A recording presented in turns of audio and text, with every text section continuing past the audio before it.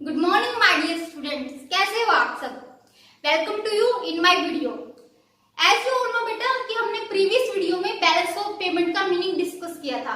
तो today we will discuss the components of balance of payment. आज के video में हम बैलेंस ऑफ पेमेंट के कंपोनेंट्स डिस्कस करेंगे। That is most important point of balance of payment chapter, जो balance of payment chapter का most important topic है। Now let's start. What are the components of balance of payment? As you can see, there are three main components of balance of payment: current account, capital account, official reserve account. Components of balance of payment. What is the meaning of components of balance of payment? As you know बेटा कि जो balance of payment है वो financial statement है, जिसमें हम क्या करते हैं, फॉरेन कंट्री के साथ जितनी भी ट्रांजेक्शन करते हैं उसको रिकॉर्ड करते हैं। हमारी गवर्नमेंट क्या करती है, उन ट्रांजेक्शन को क्या करती है, रिकॉर्ड करती है। तो फाइनेंशियल स्टेटमेंट है, तो नेचुरल सी बात है वहां पर हम अकाउंट्स जरूर बनाएंगे। अब देखना ये होता है कि बैलेंस ऑफ पेमेंट्स में हम कितने अकाउंट यूज कर रहे हैं, मीन्स उन ट्रांजेक्शन्स को रिकॉर्ड करने के लिए हम कितने अकाउंट्स बना रहे हैं। तो उसी को हम बोलते हैं components of balance of payment, कि बैलेंस ऑफ पेमेंट में कितने अकाउंट्स में डिवाइडेड है, उसके अंदर कितने अकाउंट्स है। तो there are three main accounts: current account, capital account, official reserve account. Now we will discuss all the accounts one by one, ताकि आपको अच्छे से अकाउंट समझ में आए और आपको अकाउंट्स में क्लैरिटी रहे। Now start with the current account. सबसे पहले स्टार्ट करते हैं करंट अकाउंट के साथ। What is current account? Current account meaning को छोड़ दोगे, मीनिंग सबसे लास्ट में कराऊंगी। आप कंपोनेंट्स ऑफ करंट अकाउंट पे आ जाओ। आपको ये देखना है कि करंट अकाउंट है उसके अंदर हम कौन कौन सी आइटम्स को इंक्लूड करेंगे। जैसा कि मैंने आपको पहली वीडियो में बताया था कि जो हम बैलेंस ऑफ पेमेंट बनाते हैं तो उसके अंदर हम सारी ट्रांजेक्शन को रिकॉर्ड करते हैं, जो भी हम फॉरेन कंट्री के साथ करते हैं, चाहे वो इंपोर्ट हो, एक्सपोर्ट ऑफ गुड्स हो, सर्विसेज हो, इन्वेस्टमेंट कर रहे हो, बोरोइंग कर रहे हो, कुछ भी कर रहे हो, किसी से गिफ्ट ले रहे हैं, किसी को गिफ्ट दे रहे हैं, कोई भी मॉनेटरी ट्रांजेक्शन है, फाइनेंशियल ट्रांजेक्शन है, सभी को रिकॉर्ड करते हैं। अब देखना ये है कि हम करंट अकाउंट में कौन कौन सी आइटम्स को लेते हैं। इतनी सारी आइटम्स में से किन आइटम को करंट अकाउंट में लिया जाएगा, अब मेन बात ये है। तो come to the point, what are the components of current account, means हम करंट अकाउंट में किन किन आइटम्स को ले रहे हैं।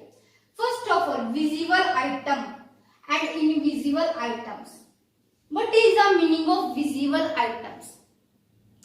ऐसी ट्रांजेक्शन या ऐसी आइटम्स जिसको you can touch and you can see, ऐसी कोई भी आइटम जिसको आप देख सकते हो, आप छू सकते हो, it is called visible items. For example ये बोर्ड है, आप इस बोर्ड को टच भी कर सकते हो, आप इस बोर्ड को देख भी सकते हो, it means it is visible items. मेरे हाथ में मार्कर है, you can see, you can touch this marker, ये आपकी विजिबल आइटम्स है। तो first of all you will have to know what is the meaning of visible item. ऐसी item जिसको देख सकते हैं और जिसको छू सकते हैं, that comes in the visible item. Invisible items, invisible किसको बोलते हैं? इनविजिबल कहते हैं ना, ये तो इनविजिबल हो गया। ऐसी कोई चीज that you can't touch, you can't सी, कोई भी ऐसी आइटम जिसको आप ना तो देख सकते ना आप छू सकते, यू ओनली कैन फील, जिसको आप सिर्फ फील कर सकते हो।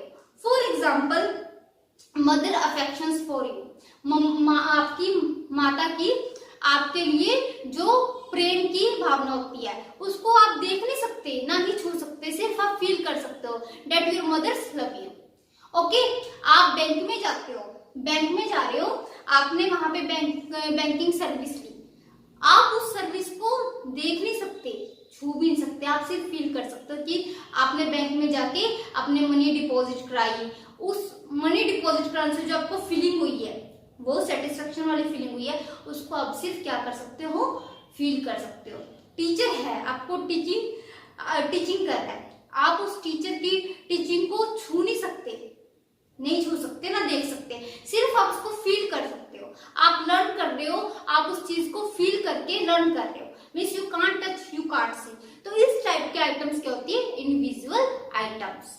Okay, now come to the points visible item. अब विजिबल आइटम्स में क्या आएगा, जितनी भी गुड्स का, गुड्स नेचुरल सी बात है जिसको आप देख और छू सकते हो, गुड्स किसी भी टाइप के, जितने भी गुड्स का आप एक्सपोर्ट एंड इंपोर्ट करोगे, जितनी भी गुड्स का आप एक्सपोर्ट एंड इंपोर्ट करोगे बिजनेस ट्रांजैक्शंस के लिए, it comes into the category of visible items. वो आपकी सारी ट्रांजैक्शन किस में इंक्लूड होगी, वो आपकी विजिबल आइटम्स में इंक्लूड होगी, सारी गुड्स की। इसका मतलब क्या है, विजिबल आइटम्स में सिर्फ गुड्स का इंपोर्ट एंड एक्सपोर्ट आता है। Import and export of goods comes in the visible items of current account। एक चीज और ध्यान रखना बेटा, इस चीज का एक बड़ा स्पेसिफिक नेम है जो आपको फ्यूचर के लिए भी बहुत बार काम आएगा। जब आप एमकॉम में हो जाओगे, बीकॉम में हो जाओगे, आपकी नेट के एग्जाम में भी समटाइम्स ये क्वेश्चन आ जाता है। ध्यान से समझना, export and import of goods, इसका एक और नाम है जिसको हम बोलते हैं बैलेंस ऑफ ट्रेड। इसको बहुत से नाम से बोल देते हैं, मर्चेंडाइज, ट्रेड, विजिबल आइटम्स। और जब आप यहाँ पे export minus import of goods करोगे तो जो बैलेंस आता है उसका एक स्पेसिफिक नाम होता है balance of trade. Means balance of trade क्या होता है, जिसमें आप सिर्फ और सिर्फ export minus import of goods करते हो। कोई भी अगर आइटम्स नहीं लेनी, कुछ भी दे रखा हो, कोई आपको सर्विस दे रखी हो, आपको कुछ असेट दे रखी हो, इन्वेस्टमेंट दे रखी है, सबको लीव कर देना है। आपने सिर्फ और सिर्फ export and import of goods को मायने देने हैं।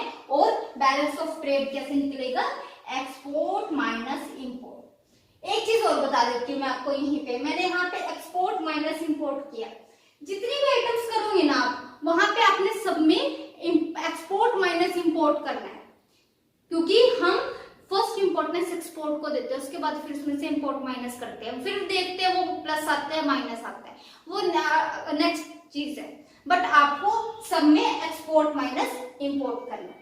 ओके, तो ये आपकी क्या थी, विजिबल आइटम्स, जिसमें आप सिर्फ और सिर्फ export minus import of goods लोगे। मींस गुड्स की ट्रांजैक्शन लेनी है आपने, बाकी सब चीजों को छोड़ देना है। Okay, second, invisible items that you can't touch, you can't C, you can only feel. अब ये देखो कि इनविजिबल में क्या क्या आ रहा है। मैंने फर्दर इसको टू पार्ट्स में डिवाइड किया है। First is service and second is unilateral transfers, unilateral transfer. First come to the point of service. बहुत अच्छे से आपको पता है बेटा what is service, what are the services. Services are that you can't touch, you can't see, ऐसी चीजें, ऐसी आपको जो सेटिस्फेक्शन देती है, दैट गिव्स यू सेटिस्फेक्शन, जो आपको सेटिस्फेक्शन देती है बट आप टच नहीं कर सकते, उसको सी नहीं कर सकते, यू कैन ओनली फील। अब मैं आपको टीच कर रही हूँ, आप इसको मेरे को पढ़ाते हुए तो देख सकते हो, बट आप जो आप पढ़ रहे हो, जो आप सीख रहे हो, उसको नहीं देख सकते, उसको आप सिर्फ फील कर सकते हो। ओके, इस टाइप से वो क्या होती है आपकी सर्विसेज। अब सर्विसेज भी आगे दो टाइप में डिवाइड किया मैंने, factor services, non factor services. What you know what is factor services?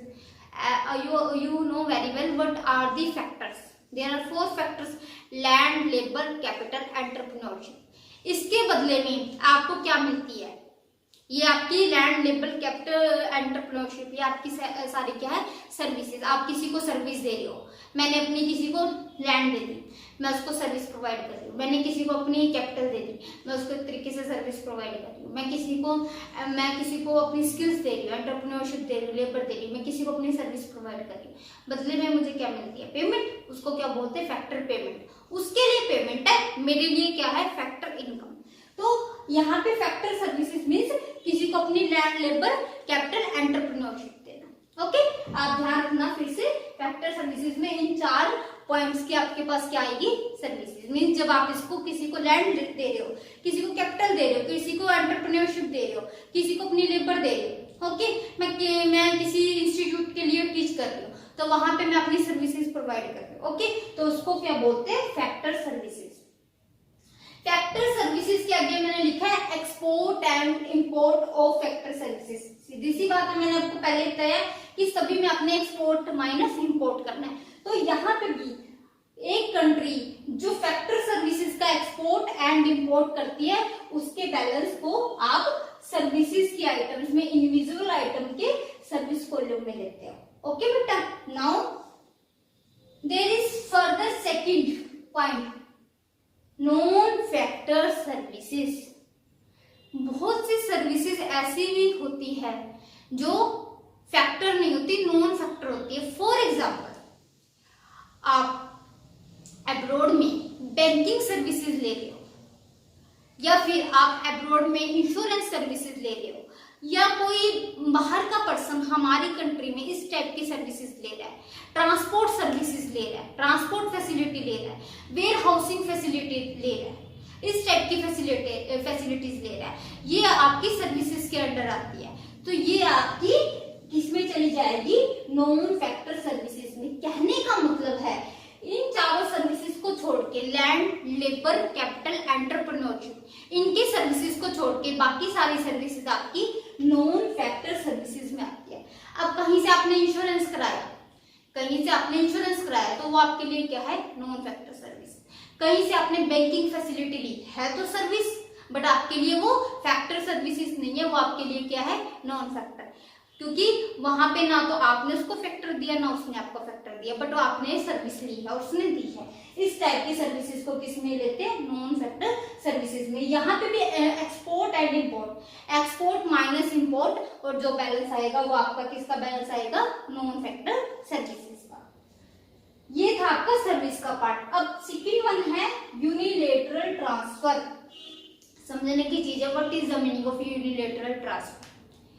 जब भी कोई कंट्री किसी फॉरेन कंट्री के साथ वन साइडेड समझते हो ना, एक तरफा कोई भी ट्रांजैक्शन करती है, उसको बोलते हैं यूनिलेटरल ट्रांसफर। मींस बदले में वो किसी भी टाइप की इनकम रिसीव नहीं करती, या फिर अपनी पेमेंट नहीं देती, या तो इनकम रिसीव नहीं कर रही या पेमेंट भी नहीं दे रही, तो उस टाइप के आइटम्स को क्या बोलते हैं, यूनिलेटरल ट्रांसफर। एग्जाम्पल से समझाती हूँ। मोदी जी ने चाइना को 5 करोड़ रुपीस डोनेट कर दिए। टाइम कोरोना का चल रहा है, तो चाइना ने हेल्प मांगी, तो मोदी जी ने क्या किया, उसको 5 करोड़ रुपीस डोनेट कर दिए। तो वहां पे वो एक तरफ है, चाइना बदले में कुछ नहीं देगा, सिर्फ मोदी जी ने उनको डोनेट किया। तो ऐसी सी चीजें आपकी किसमें आएगी, यूनिलेटरल ट्रांसफर में। कि एक अमेरिका थी, अमेरिका ने इंडिया को अब इस टाइम कुछ गिफ्ट किया, गिफ्ट में कुछ मशीनरी गिफ्ट कर दी। अब इंडिया वैक्सीन बनाता है ना, तो वैक्सीन के लिए एक मशीनरी थी 1 करोड़ रुपीस की, तो अमेरिका ने वो 1 करोड़ की मशीनरी गिफ्ट की है, तो वो आपकी किसके अंदर आएगी, यूनिलेटरल ट्रांसफर के अंदर, एक तरफा, जिसके बदले में आप कुछ ना तो दे रहे या फिर आप कुछ ना रिसीव कर रहे। अब remittance from the abroad means मेरा ब्रदर है, अब्रॉड में रहता है, ओके, उसने अपनी इच्छा से मुझे आईफोन सेंड किया, मेरे लिए गिफ्ट सेंड किया, आईफोन सेंड किया। अब बदले में मैंने उसे कुछ नहीं दिया, मैंने उसे कोई सर्विस प्रोवाइड नहीं की, या मैंने उसे कोई पेमेंट नहीं दी। तो ये सब टाइप की जो आप रिसिप्ट करते हो, ये पेमेंट करते हो, ये आपकी सारी किस्में आती है यूनिलेटरल ट्रांसफर्स के अंदर। ओके बेटा, तो आपको अच्छे से पता होना चाहिए यूनिलेटरल ट्रांसफर क्या होते हैं, वन साइडेड ट्रांसफर। ओके, तो ये आपकी सारी आइटम्स किसमें आती है, करंट अकाउंट में। करंट अकाउंट में एक और चीज मुझे पता है, मेरे बच्चे बहुत इंटेलिजेंट है, तो उनके माइंड में जरूर एक बात आई होगी, खासकर तनीषा सिंदर के माइंड में आई होगी, या फिर मनरूप के माइंड में आई होगी, या फिर बहुत सारे स्टूडेंट्स के माइंड में आई होगी। अब मैं नाम लेने लग जाऊंगी तो लिस्ट बहुत लंबी हो जाएगी। माइंड में ये आया होगा कि मैम आपने ये कहा था कि जो मशीन है, फॉर एग्जांपल मशीन गुड्स है, तो वो गुड्स है तो वो विजिबल में आनी चाहिए। वो यहाँ पे आपने बोला कि एक पर्सन ने मोदी जी को मशीनरी गिफ्ट की है, तो आपने यूनिलेटरल में ट्रांसफर में क्यों लिया, उसको ध्यान रखना यहाँ पे बेटा, आपको अच्छे से डिफरेंस पता होना चाहिए। अगर आप कोई गुड्स का एक्सपोर्ट और इंपोर्ट कर रहे हो, गुड्स का एक्सपोर्ट या इंपोर्ट कर रहे हो, बदले में मतलब ये आप पेमेंट कर रहे हो या फिर इनकम रिसीव कर रहे हो। एक्सपोर्ट करोगे तो इनकम रिसीव होगी और इंपोर्ट करोगे तो पेमेंट करनी पड़ेगी, तब आपकी ये आएगी बैलेंस ऑफ ट्रेड में। और जब आप कोई भी चीज रिसीव कर रहे हो, वो मशीनरी हो, वो कोई गिफ्ट हो, वो कोई डोनेशन हो, या वो सिंपल मनी हो, वो आप रिसीव कर रहे हो या फिर वो एज इट इज पेमेंट भी कर रहे हो, पे भी कर रहे हो, बदले में कुछ लिए या दिए बिना, तो वो आपकी सारी किस्में आएगी यूनिलेटरल में। यहाँ पे कंफ्यूज नहीं होना कि हाँ जी एक मशीनरी को मैं इसमें लूं या एक मशीनरी को मैं इसमें लूं। आपको ये पता होना चाहिए कि इसमें कब आएगी जब आप एक्सपोर्ट इंपोर्ट करोगे, और इसमें कब आएगी जब आपको एज ए गिफ्ट मिल रही है, एज ए डोनेशन मिल रही है और आपको बदले में पेमेंट नहीं करनी पड़ रही, और अगर आप किसी को दे रहे हो, ठीक है, तो बदले में आपको इनकम रिसीव नहीं हो रही। तो ये सारे आपके कंपोनेंट्स थे करंट अकाउंट के। फिर से क्विक रिवीजन करते हैं। Components of current account, visible items, invisible items. Visible items में आपका मेन है export and import of goods, जिसमें से गुड्स के एक्सपोर्ट इंपोर्ट लेना है, इसको आप बैलेंस ऑफ ट्रेड भी बोलते हो, और आप मर्चेंडाइज, ट्रेड बैलेंस, इस टाइप के नाम भी होते हैं। ओके, इनविजिबल में आपकी सर्विसेज एंड यूनिलेटरल ट्रांसफर आएगी। सर्विस में आपका फैक्टर सर्विसेज और non factor services. Factor services में आपका लैंड, लेबर, कैपिटल, एंटरप्रेन्योरशिप, अगर आप किसी को देते हो तो बदले में आपको पेमेंट मिलती है, या फिर आप से कोई ले रहा है, ओके, मीन्स आप किसी से ले रहे हो तो आपको भी बदले में पेमेंट देनी पड़ेगी। वो सब चीजें आपकी किसमें आती है, फैक्टर सर्विसेज में। और नॉन फैक्टर सर्विसेज में मैंने आपको बताया इन चारों को छोड़ के बाकी सारी आपकी क्या होती है, नॉन फैक्टर सर्विसेज। उसकी एक्सपोर्ट इंपोर्ट आपका नॉन फैक्टर सर्विसेज में जाएगा। Unilateral transfer, unilateral transfer mean one sided transfer. कोई भी ट्रांसफर आप इंपोर्ट कर रहे हो या एक्सपोर्ट, इंपोर्ट एक्सपोर्ट में होता है, इसमें रिसिप्ट एंड पेमेंट होती है। आप रिसिप्ट कर रहे हो या पेमेंट कर रहे हो, वो आपकी किसमें आती है, यूनिलेटरल ट्रांसफर में। हाँ, एक माइंड में आपके आ सकता है इनविजिबल आइटम्स में क्यों है ये यूनिलेटरल ट्रांसफर आपका इनविजिबल आइटम्स में क्यों है, क्योंकि बेटा जो आपकी यूनिलेटरल ट्रांसफर होती है वो भी एक तरीके से, जब आप किसी को फॉर एग्जाम्पल कुछ डोनेट कर रहे हो, फॉर एग्जाम्पल आप किसी को डोनेट कर रहे हो, किसी को गिफ्ट कर रहे हो, तो आप ये देखो ना कि वो आप एक तरीके से एज ए उसको सर्विस प्रोवाइड कर रहे हो, ठीक है। आप वो एक फीलिंग है जिसको आप देख नहीं सकते, टच नहीं कर सकते, यू कैन ओनली फील, ठीक है। इसलिए इसको भी आप इनविजिबल आइटम्स में लेते हो। ओके बेटा, तो ये आपके कंपोनेंट्स थे करंट अकाउंट के। अब आ जाओ मीनिंग पे। What is the meaning of current account. जब आप बोर्ड में लिखोगे, अगर आपके पास बोर्ड में आता है कि what is the meaning of current account, तो एक नंबर में जब आपको लिखना पड़ेगा तो उसके लिए आप क्या लिखोगे, exact. It records all the transaction that is related to export and import of goods, जैसे कि मैंने आपको यहाँ बताया अभी गुड्स, सर्विसेज, यहाँ पे बताया सर्विसेज, एंड यूनिलेटरल ट्रांसफर्स, और यहाँ पे आपको मैंने बताया unilateral transfer during a given period of time. Given period of time इसका मतलब है 1 ईयर, एक साल में जितना भी आप ये सब चीजें करोगे तो ये आपका किस में आता है, करंट अकाउंट में। फिर से देख लो, it records all the transaction that is related to export and import of goods and services and unilateral transfer during a given period of time, full stop. उसके बाद एक और लाइन ऐड बेटा, it does not impact asset and liability status of a country. इसका मतलब क्या है, इस चीज को समझने से पहले आपको अच्छे से पता होना चाहिए कि असेट एंड लायबिलिटी क्या होती है। सिंपल टर्म्स में बताती हूँ पहले, असेट एंड लायबिलिटी क्या होती है। असेट कोई भी ऐसी चीज जो आपकी ओनरशिप के अंडर हो, मीन्स आपको उस पर अधिकार हो और वो आपको किसी ना किसी टाइप से कुछ बेनिफिट देती है, वो आपकी क्या होती है, सारी की सारी असेट्स होती है जो आपके राइट में होती है। फॉर एग्जाम्पल ये बोर्ड है, इसमें मेरा अधिकार है क्योंकि मैंने परचेज किया, नेचुरल सी बात है, मेरी ओनरशिप है, मैंने परचेज किया, मुझे बेनिफिट भी दे रहा है, तो मेरे लिए क्या है, असेट है। ये मार्कर है, मैंने परचेज किया, मेरा अधिकार है ना। ऐसा तो नहीं है कि कोई बाहर का पर्सन आके कह देगा नहीं मेरा मार्कर है। मैंने परचेज किया, मैंने 200 रुपए लगाए तो मेरा मार्कर है, ये मेरी ओनरशिप में है, तो ये मेरे लिए क्या है, असेट है। ओके, बहुत सारी चीजें है, बेड हो गया आपके घर में, बेड, कुर्सी, कोई भी चीज जो आपने खुद परचेज की और आपको बेनिफिट भी दे रही है, क्योंकि कोई भी चीज आप बेनिफिट के लिए परचेज करते हैं ना, ऐसा तो नहीं होता कि लॉस के लिए परचेज। आप ये चाहते हैं, बेड है आपको कंफर्टेबल, आप उस पर लेट रहे हो तो एक तरीके से आपके लिए बेनिफिट है। फ्रिज है, ठंडा ठंडा पानी पियोगे सर्दियों गर्मियों में तो आपके लिए बेनिफिट हो रहा है। तो ये सारी चीजें आपके लिए क्या है, असेट है, आपको उस पर राइट है। Now what is liability? Liability क्या है? जब बेटा आपके सिर पे भार होता है, means you have responsibility to pay something to someone, जब आपके पास रिस्पॉन्सिबिलिटी होती है कि आपको किसी फर्दर पर्सन को कुछ पेमेंट करनी है, कुछ पेमेंट करनी है, कैश में भी हो सकती है, नॉन कैश भी हो सकती है, वो आपकी क्या है, रिस्पॉन्सिबिलिटी है। अब क्या था, मुझे आपको टीच करना है, मुझे आपको टीच करना है। फॉर एग्जाम्पल मेरे पास फोन नहीं है, मेरे पास फोन नहीं है, मैंने पड़ोसी का फोन ले लिया कि मुझे फोन दिखा दो, ठीक है, मैंने पड़ोसी का फोन ले लिया कि मुझे फोन दिखा दो। अब मेरी रिस्पॉन्सिबिलिटी है कि मुझे ये फोन उसको रिटर्न करना पड़ेगा, तो it is liability for me, this phone is liability for me.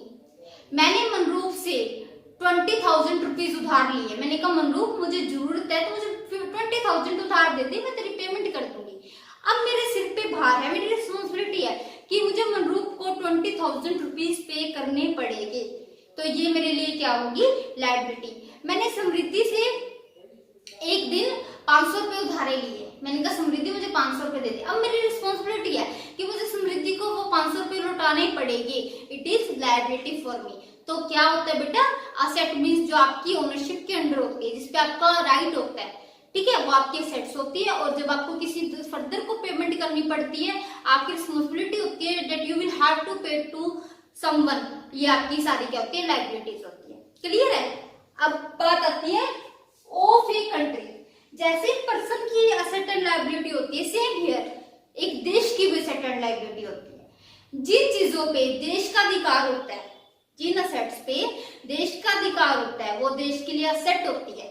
और जब देश को किसी पर्सन को या किसी फॉरेनर को, बाहर किसी को कुछ पेमेंट करनी हो, तो वो एक देश के लिए क्या होती है, लायबिलिटी होती है। फॉर एग्जाम्पल हमारी इंडिया ने चाइना के 500 करोड़ रुपए देने हैं, उसने उधार लिया हुआ तो उसको देने हैं, बोरो किया था उसने, उसको रिटर्न करने हैं, तो वो उसके लिए लायबिलिटी है।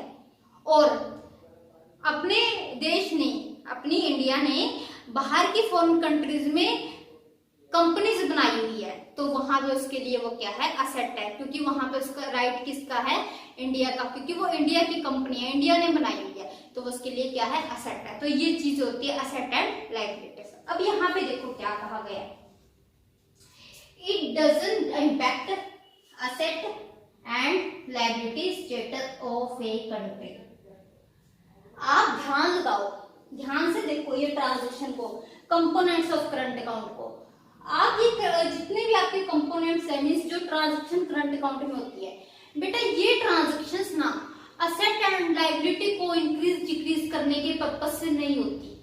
ये जो ट्रांजैक्शन हो रही है, ये सारी की सारी किस पर्पस से की जाती है, बिजनेस पर्पस से, इनकम जनरेशन पर्पस से। वो इनकम जनरेट करना चाह रहा है, मैं गुड्स सेल करती हूँ, फॉर एग्जाम्पल मैं गुड्स सेल करती हूँ, गुड्स का एक्सपोर्ट करती हूँ, तो वहां पे मेरा पर्पस कंट्री फॉरेन में इन्वेस्टमेंट करना नहीं है, वहां पे मैंने कोई इन्वेस्टमेंट नहीं की, ना मैंने वहां किसी से उधार लिया, वहां पे मैंने सिंपल क्या किया, इनकम जनरेशन पर्पस से अपने गुड्स को क्या किया, एक्सपोर्ट किया या फिर इंपोर्ट किया।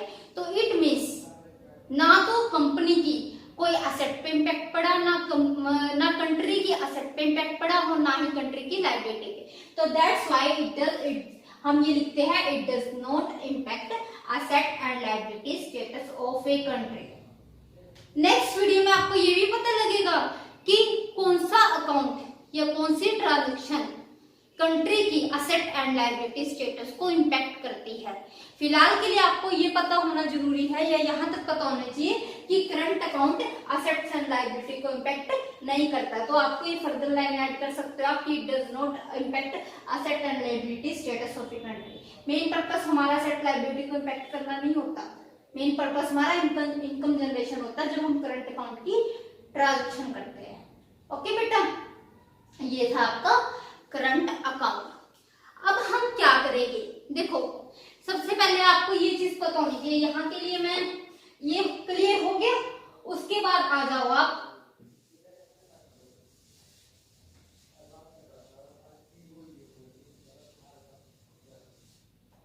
स्ट्रक्चर पे। For example structure of balance of payment. सुनो स्ट्रक्चर कैसा होता है बैलेंस ऑफ पेमेंट का? बैलेंस ऑफ पेमेंट में टू साइड्स होती है, ध्यान रखना। बैलेंस ऑफ पेमेंट में टू साइड्स होती है, एक डेबिट और दूसरी क्रेडिट। ये चीज ध्यान रखना, debit and credit, two sides होती है बैलेंस ऑफ पेमेंट की, डेबिट और क्रेडिट। अब आपको ध्यान क्या रखना है, अगर किसी भी ट्रांजैक्शन से मनी आउटफ्लो हो रही है, किसी भी ट्रांजैक्शन को करने से करेंसी देश से बाहर जा रही है, तो वो हमारे लिए नेगेटिव चीज है, वो हमारी कंट्री के लिए नेगेटिव है और वहां पे हमारी करेंसी क्या होती है, कम होती है। तो उसको हम लेके सभी ट्रांजैक्शन को डेबिट में, उन ट्रांजैक्शन को हम क्या करेंगे, डेबिट।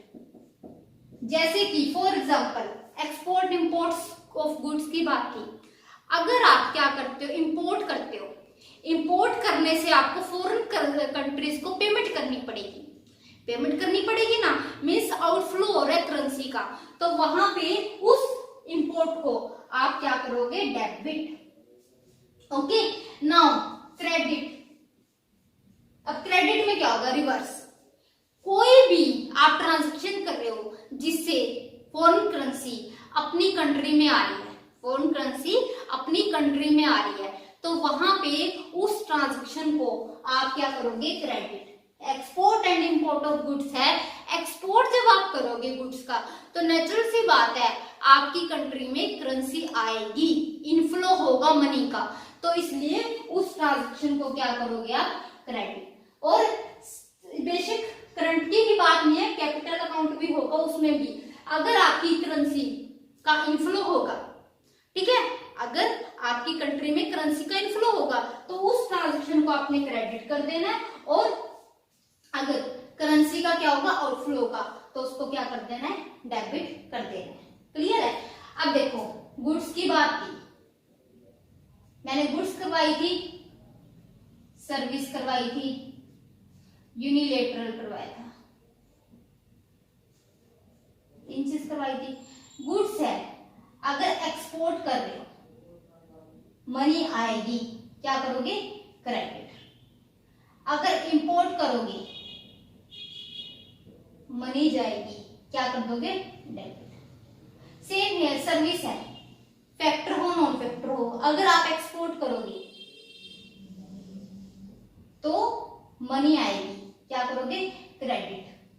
और अगर इंपोर्ट करोगे मनी जाएगी, क्या कर दोगे, डेबिट। यूनिलेटरल है, इसमें रिसिप्ट्स एंड पेमेंट होती है। अगर कोई भी, यूनि का मतलब वन साइडेड, एक तरफा कोई भी चीज आपने रिसिप्ट्स करी है, कैश भी हो सकता है, गुड्स भी हो सकती है, कोई गिफ्ट भी हो सकता है, कोई डोनेशन भी हो सकती है, कुछ भी रिसीव किया है, तो आपकी कंट्री में चीज आ रही है तो आप उसको क्या करोगे, क्रेडिट। रिसिप्ट्स को आप क्या करोगे, क्रेडिट। और अगर जा रही है, गई, गिफ्ट दे दिया, डोनेशन कर दी, गिफ्ट कर दिया, डोनेशन कर दी, किसी को आपने खुश होके कोई चीज मशीनरी गिफ्ट कर दी, ठीक है, या वैसे किसी को कैश दे दिया, बदले में कुछ नहीं दिया, तो पेमेंट की है सिर्फ एक तरफा, तो ये आपकी क्या हो जाएगी, debit. Receipts credit and payment debit. तो इस टाइप से आपको पता होना चाहिए बेटा, डेबिट किसको करते हैं और क्रेडिट किसको करते हैं। अब हम क्या करेंगे, सुनो, यहाँ आपको बहुत अच्छे से पता लग गया कि करंट अकाउंट क्या होता है, उसके अंदर कौन कौन सी आइटम्स आती है। ठीक है। अब आपने क्या होता है, हमें बैलेंस निकालने होते हैं। करंट अकाउंट में भी डिफरेंट उसके अंदर फर्दर हमें बैलेंस निकालने होते हैं। तो हम करेंगे डिफरेंट बैलेंसेस को कैसे निकालते हैं, करंट अकाउंट के डिफरेंट बैलेंसेस को कैसे निकालते हैं। एक छोटा सा टॉपिक रह गया, उसके बाद हम फिर किसको करेंगे अच्छे से डिस्कस, फिर हम करेंगे कैपिटल अकाउंट को। ओके बेटा, let's start. This is the topic estimation of balance related to current accounts. आपने अभी तक ये देखा कि करंट अकाउंट्स में कौन कौन सी आइटम्स होती है, अभी तक आपने देखा ना कि उसके कंपोनेंट्स कौन कौन से हैं। अब सुनो, उन्हीं कंपोनेंट्स का यूज करके हम करंट अकाउंट में डिफरेंट बैलेंसेस निकालते हैं, बोर्ड वाला आपको क्या करेगा बेटा, आइटम्स दे देगा, जैसे एक्सपोर्ट ऑफ गुड्स दे दिया, इंपोर्ट ऑफ गुड्स दे दिया, सर्विस दे दी, यूनिलेटरल ट्रांसफर, कुछ भी दे देगा। तो आपको क्या करेगा, इन चारों बैलेंस में से वो कोई भी बैलेंस निकालने के लिए बोल सकता है। तो इसलिए आपको अलग से ये चारों बैलेंस निकालने आने चाहिए कि what is trade balance, how to calculate trade balance, how to calculate goods and services balances, how to calculate individual balance and how to calculate current account balance.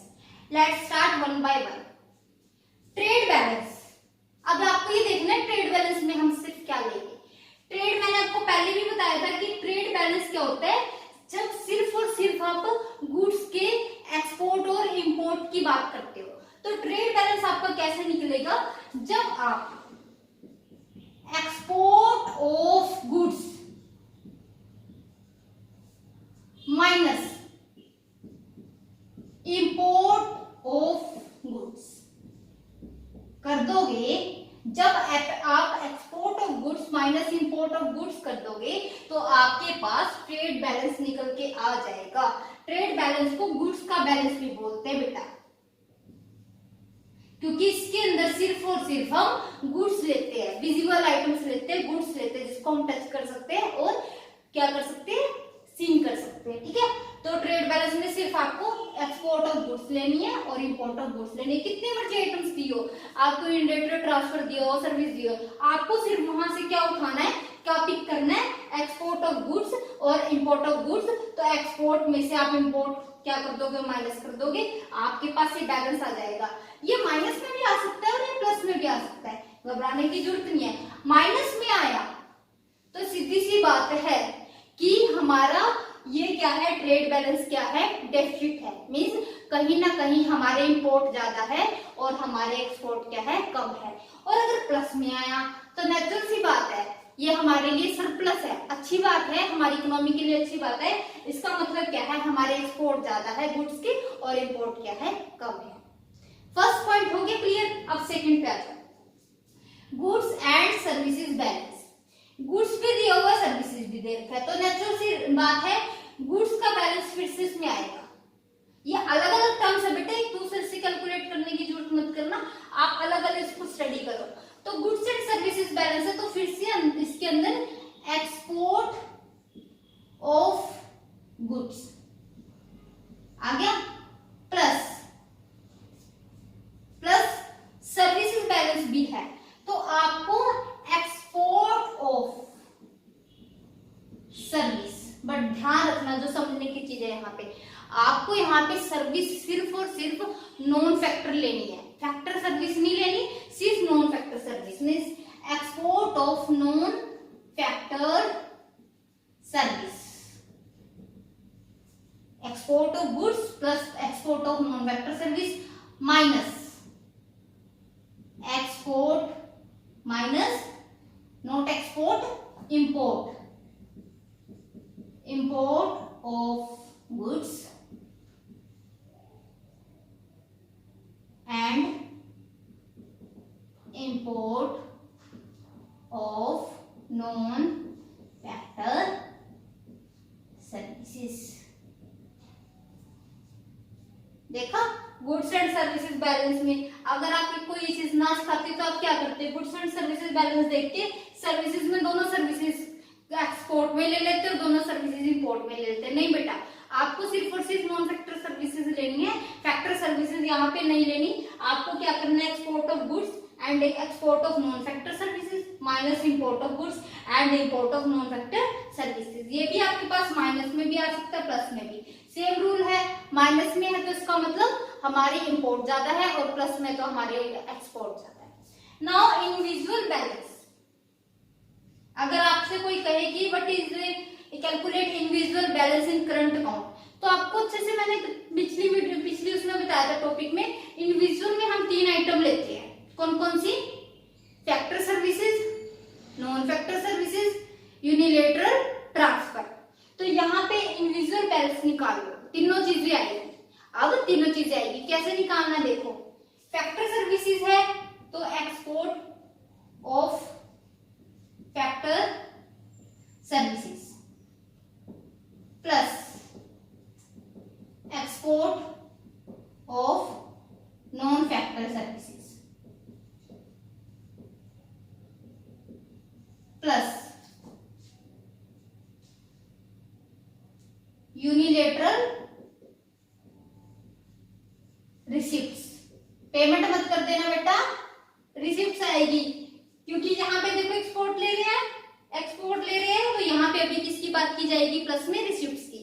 अब माइनस क्या करोगे? अगर ये एक्सपोर्ट लिया तो इसका इंपोर्ट, फैक्टर सर्विसेज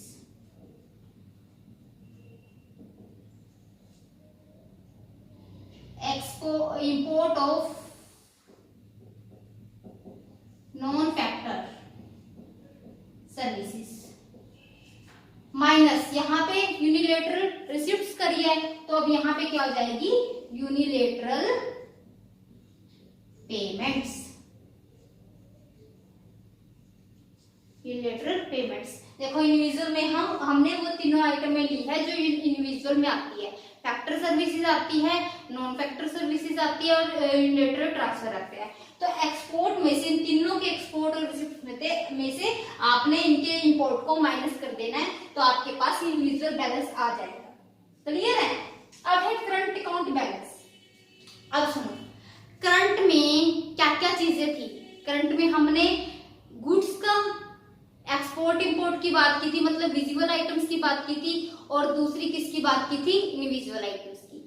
एक तो विजिबल आइटम्स की बात की थी और दूसरी किसकी बात की थी? इनविजिबल की। अब देखो, आप अगर इनको देखो बेटा, ये ट्रेड बैलेंस निकाला हुआ है मैंने। ट्रेड बैलेंस किसका पार्ट है? किसमें था? इनविजिबल। इसमें सिर्फ मैंने विजिबल आइटम ली हुई है। विजिबल आइटम मैंने बताया थी ना, सिर्फ गुड्स की। इसमें trade balance I, visible item का बैलेंस निकला हुआ है।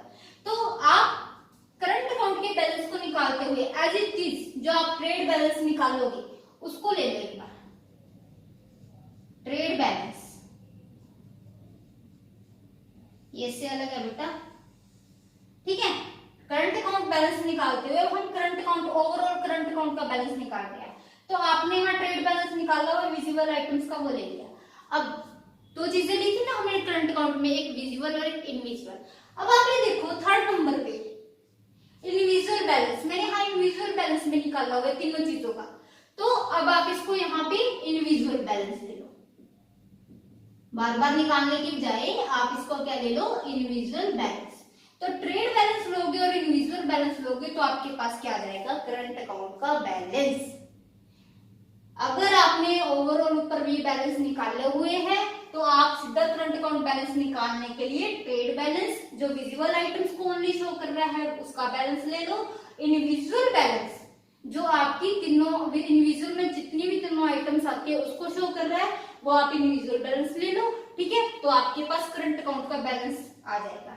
अब अगर पेपर वाला आपसे करंट अकाउंट बैलेंस पूछता है, आइटम्स देके करंट अकाउंट बैलेंस पूछता है, तो आपको ये सब चीजें निकालनी पड़ेगी। और सिर्फ आपसे मान लो इंडिविजुअल बैलेंस पूछता है तो आप सिर्फ इंडिविजुअल आइटम ले लेना।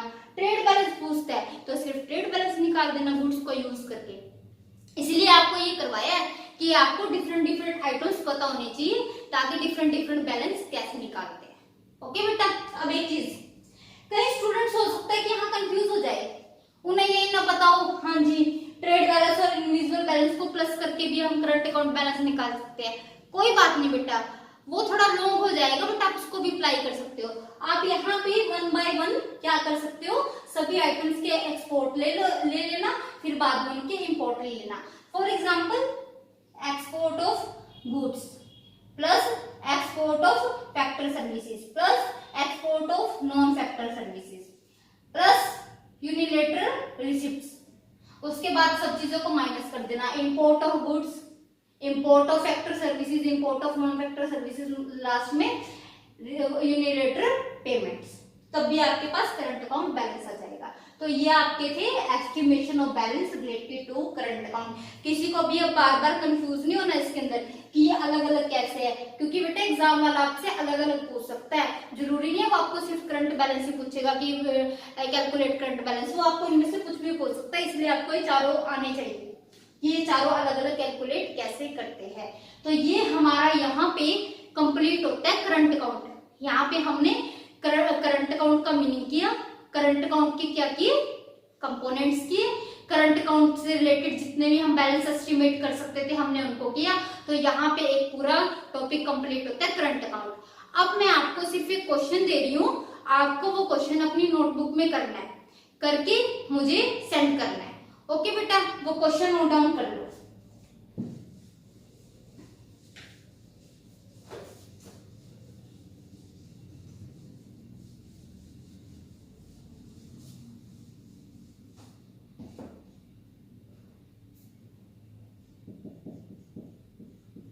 Export of goods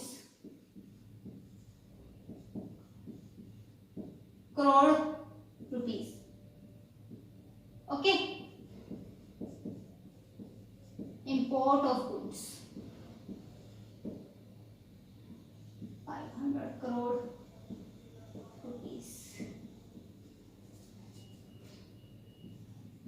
export of factor services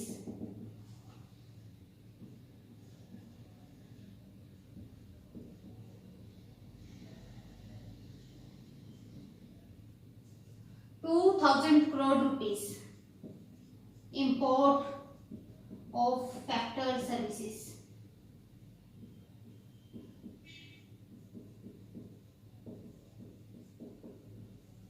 3000 crore rupees. Import of non-factor services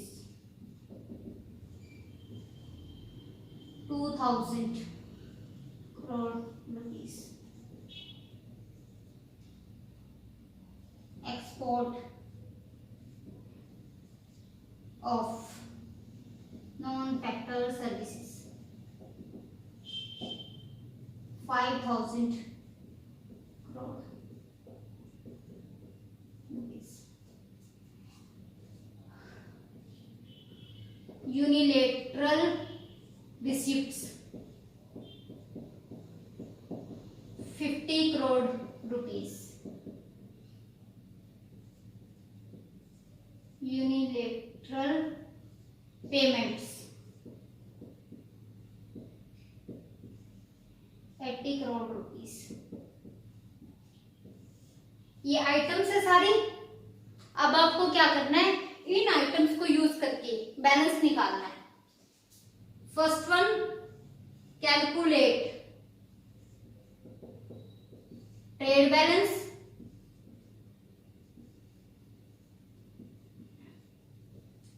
and second one, current account balance.